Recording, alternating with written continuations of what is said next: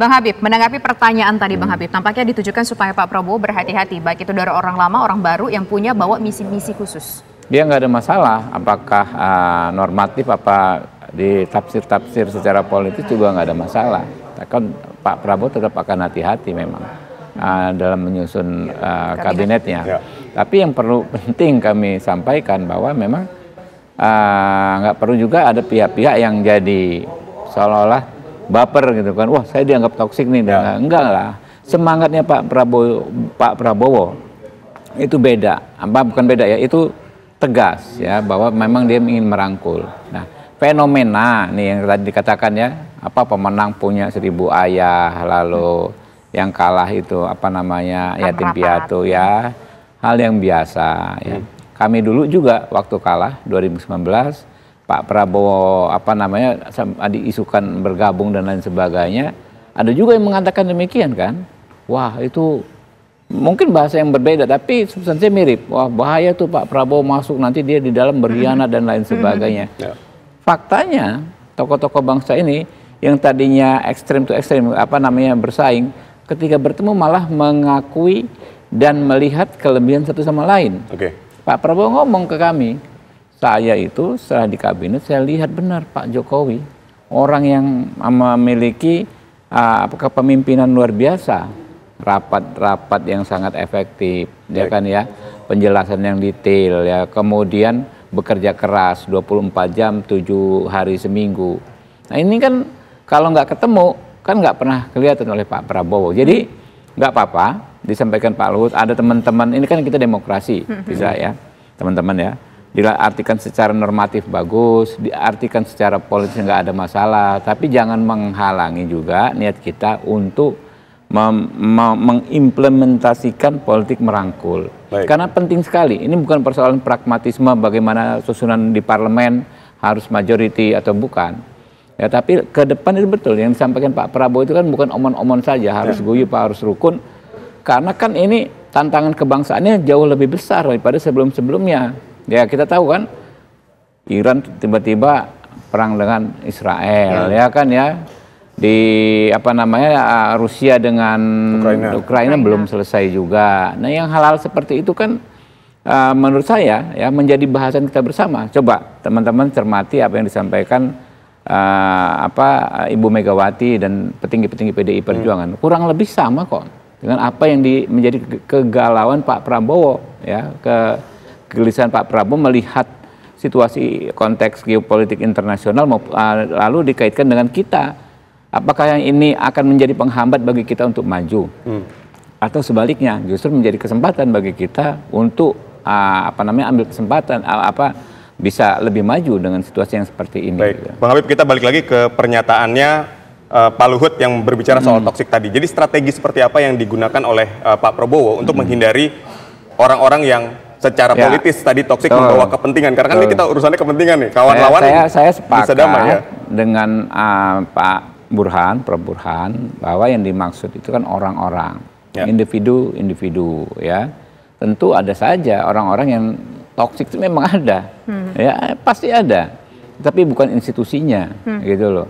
Kalau kayak kemarin misalnya, ya ada orang-orangnya pasti. Di kami pun saya katakan lagi, ada juga orang-orang yang mungkin dikategorikan toksik, ya karena memang terindikasi, memang sudah punya masalah misalnya, kemudian terindikasi ya hanya sekedar mengedepankan kepentingan pribadinya, ya tentu itu ada, dan Pak Prabowo tentu memiliki kemampuan untuk menseleksi ya orang-orang di pemerintahan yang terutama di kabinet yang tidak toksik. Oke, baik. Nah, sekarang kita ingin menuju ke Prof Burhan. Prof Burhan, ada dua hal penting yang akan kita lalui dalam beberapa bulan ke depan. Misalkan saja pemilihan menteri yang nanti akan bergabung di kabinet. Kemudian partai mana yang tentunya akan berkoalisi dengan pemerintahan terpilih. Kemudian ada satu momen penting juga, yaitu berkaitan dengan pilkada. Nah, apakah ini ada juga mungkin kaitannya sama pilkada? Kepentingan-kepentingan menuju pilkada? Menurut analisis Anda, Prof? Tentu kalau dikait-kaitkan ke sana ada saja, Tisa. Karena momentum yang Tisa tadi sebutkan kan secara timing berdekatan. Jadi dalam satu tarikan nafas, mulai dari masa jabatan Presiden Jokowi yang berakhir 20 Oktober, dan saat yang sama kita akan menyaksikan pelantikan presiden baru ya, untuk 5 tahun ke depan, dan dalam waktu kurang dari sebulan kita akan menggelar pilkada dengan jumlah yang sangat besar, lebih dari 500 wilayah. Ya. Tapi lagi-lagi saya kembali ke pernyataan Pak Luhut. Pak Luhut ini kan seniornya Pak Prabowo ya, dan beliau menjadi orang menyebut, media luar negeri menyebut sebagai menteri utama zaman Pak Jokowi ya. Dan Pak Prabowo berkali-kali mengatakan once commander, always commander. Untuk menyebut betapa pentingnya figur Pak Luhut ya. Karena beliau pernah menjadi komandannya Pak Prabowo di Kopassus dan akan selalu menjadi komandannya.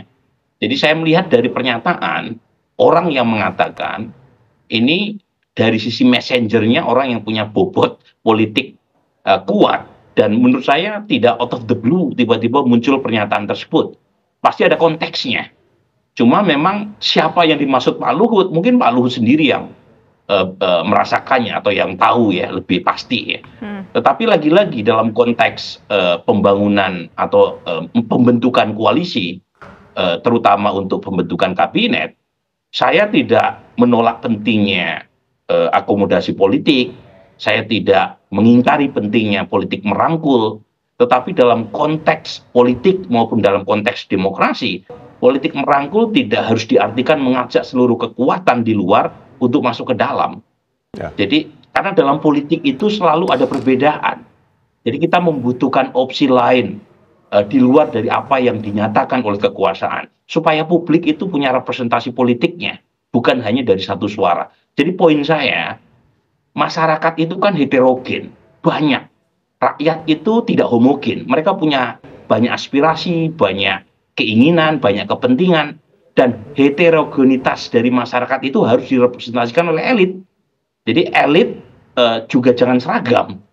Bahwa pemerintahan kuat, betul ya, kita perlu pemerintahan yang kuat, strong government, lebih dari 50%, dan ada indikasi kuat dengan masuknya Nasdem, apalagi plus PKB, itu sudah mencapai kekuatan 70%-an.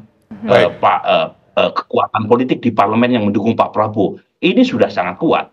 Nah, kalau kemudian ada akomodasi lebih dengan menarik kekuatan lain untuk masuk ke dalam, dan itu justru malah menimbulkan disiplin koalisi, saya khawatir malah merepotkan Pak Prabowo sendiri. Lagi-lagi tidak dalam pengertian mengabaikan pentingnya rekonsiliasi.